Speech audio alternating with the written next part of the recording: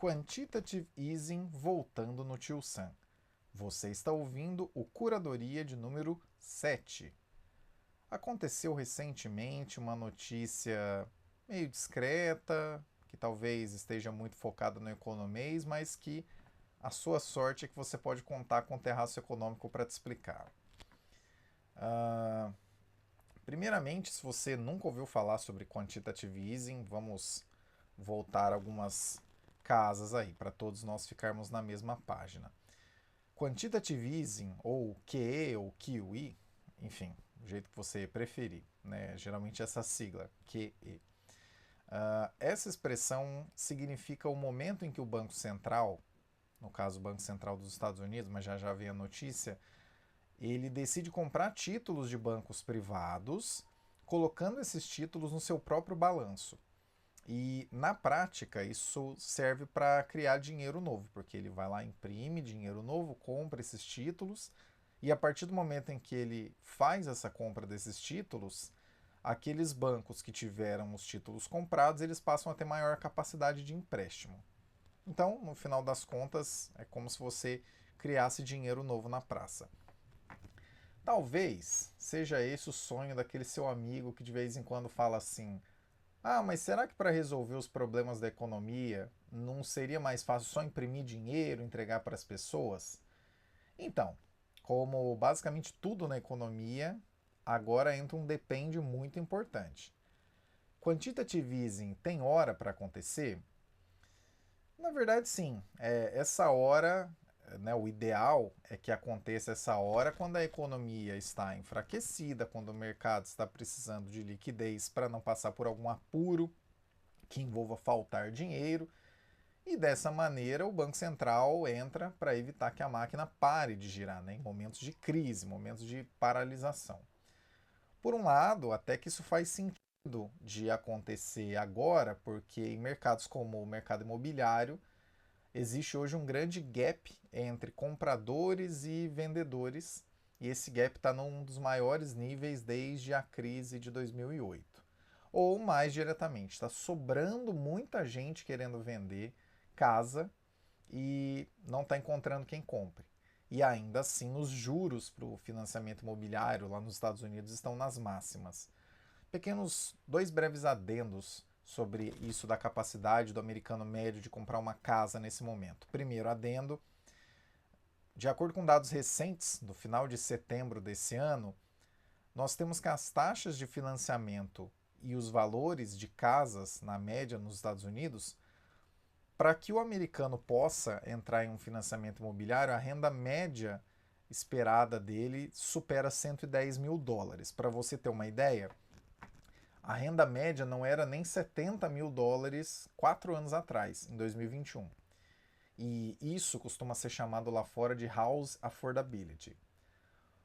Um outro dado importante ainda nessa direção, hoje são necessários 5,1 anos de salários anuais, né? 5,1 anos de salários anuais é só um pleonasmo, mas a pessoa precisa de 5,1 anos de salários em média para comprar uma casa. E nos anos 50 eram apenas 2,2 anos, para vocês verem a diferença.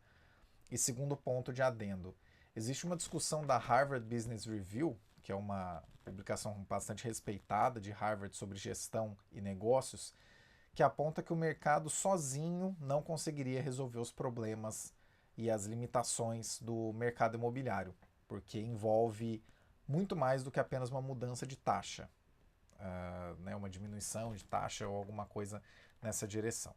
Enfim, voltando para o depende, né? Depende se é uma boa hora ou não para esse quantitative easing acontecer.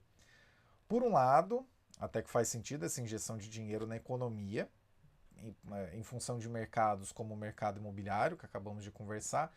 Só que existem dois problemas que apontam para o perigo, ou no mínimo para a ineficácia, de utilizar essa estratégia nesse momento. O primeiro ponto é a inflação ao consumidor nos Estados Unidos, que está próxima de 3%, sendo que a meta por lá é 2%, ou seja, ela não está ancorada. E, em segundo lugar, o balanço do Fed, que é onde vão parar esses ativos comprados dos bancos privados, tem hoje, na atualidade, um pouco mais de 6,5 trilhões de dólares em ativos. Do primeiro ponto, esse tipo de invenção de dinheiro novo, por assim dizer, significa um incentivo adicional à demanda, já que esse dinheiro novo vira exatamente isso, vira demanda no final do dia.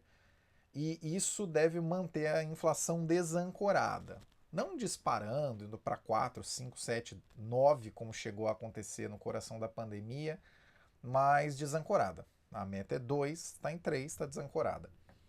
Já a respeito do segundo ponto, do balanço do Fed, talvez você pensou, tá, beleza, 6,5 trilhões de dólares nesse balanço. Isso é muito, isso é pouco.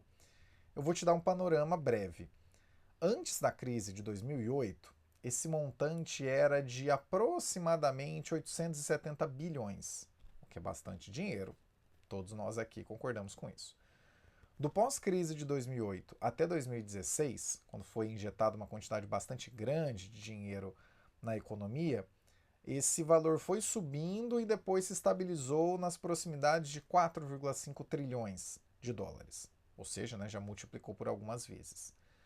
Do coração da pandemia, do momento mais agudo, março de 2020, até o meio de 2022, aproximadamente maio de 2022, esse balanço chegou a encostar em 9 trilhões de dólares em ativos. Daí em diante ele foi dando uma diminuída e agora, após um movimento contínuo de diminuição que foi verificado nos últimos anos, ele chegou nesses 6,5 trilhões de dólares. Então, quer dizer, ainda é uma quantidade bastante grande e não desprezível de dinheiro. A questão, no final das contas, não é somente se há uma quantidade muito grande de dinheiro ou não, se valeria a pena fazer ou não, mas que talvez não exista tanta eficácia em se manter a estabilidade e a liquidez nos mercados, fazendo isso, utilizando essa estratégia agora, quanto teve de resultado, por exemplo, no pós-crise de 2008 ou mesmo no coração da pandemia até o meio de 2022. Ou, mais diretamente, será que essa nova movimentação do quantitative easing que estamos vendo agora, que deve acontecer, inclusive, caso eu não tenha colocado na mesa, a notícia é que há uma expectativa de que o Banco Central dos Estados Unidos, o Fed, torne a comprar esses títulos na casa de mais ou menos 45 bilhões de dólares por mês a partir de janeiro de 2026. E no caso a gente tem reunião do Fed aí muito em breve, a gente deve ter algum esclarecimento maior, alguma explicação melhor, Mas enfim, voltando à pergunta, será que essa movimentação nova do quantitative easing, esses 45 bilhões a partir de janeiro por mês, vai fazer a diferença que se pretende no próximo momento em que houver uma crise nos Estados Unidos, o que talvez possa acontecer em 2026? Existem várias previsões que caminham para essa direção. Será que vai ter o mesmo efeito? A resposta está em aberto e conforme ela for sendo respondida, vamos te trazer o que é que está acontecendo, do mesmo jeito que acabamos de te trazer a situação em si, que deve começar, segundo esse anúncio aí, a partir de janeiro de 2025. De 2026, perdão. Como bem apresentou um artigo de opinião da Morningstar recentemente, talvez a decisão menos importante do Fed nessa próxima reunião, que acontece nessa semana, caso você esteja ouvindo esse episódio na semana em que ele foi lançado, talvez a decisão menos importante do Fed seja sobre juros, e sim sobre como irá proceder com essa compra de ativos, com esse retorno a essa compra de ativos. E, para finalizar, caso você esteja pensando, putz, mas por que a gente está discutindo a compra de ativos do balanço do Banco Central dos Estados Unidos?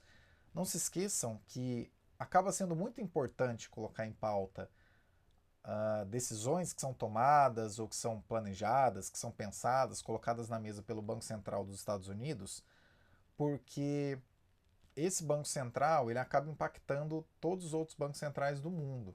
A taxa de juros dos Estados Unidos, como se trata de uma economia que nunca deu calote, pelo menos não oficialmente, se você procurar aí no histórico, você encontra algumas coisas parecidas com isso, principalmente em épocas de inflação mais elevada, mas oficialmente, de autodeclaração, olha, estamos entrando numa moratória, Brasil já passou, Argentina já passou, diversos países aí já passaram, mas os Estados Unidos nunca passaram. Em função disso, a taxa de juros dos Estados Unidos é considerada como o juro livre de risco do mundo. Ou seja, quando o juro sobe nos Estados Unidos, ele pressiona os países que são mais arriscados, como é o caso do Brasil. Então, se você estranhou, nossa, mas é um podcast sobre economia e falando sobre coisas do Brasil e de repente vem balanço do Banco Central dos Estados Unidos, é por causa disso. É porque acaba impactando todo o resto do mundo e, logicamente, acaba impactando a gente aqui também, mais adiante.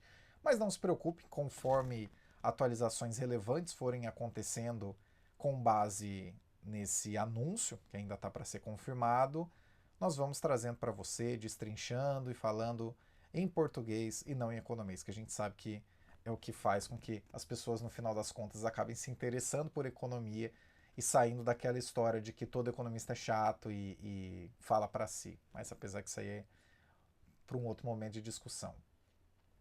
Gostou desse episódio aqui?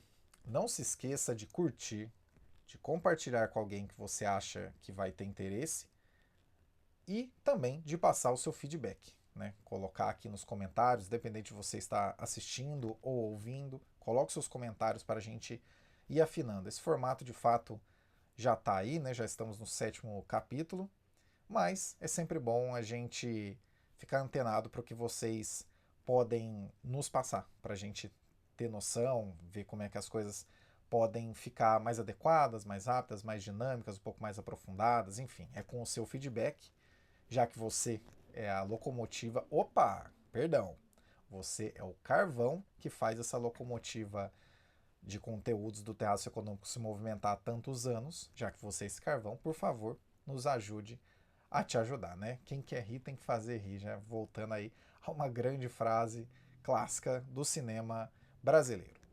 Sem mais por hoje, Caio Augusto, diretamente de 8 de dezembro de 2025, até o próximo Curadoria.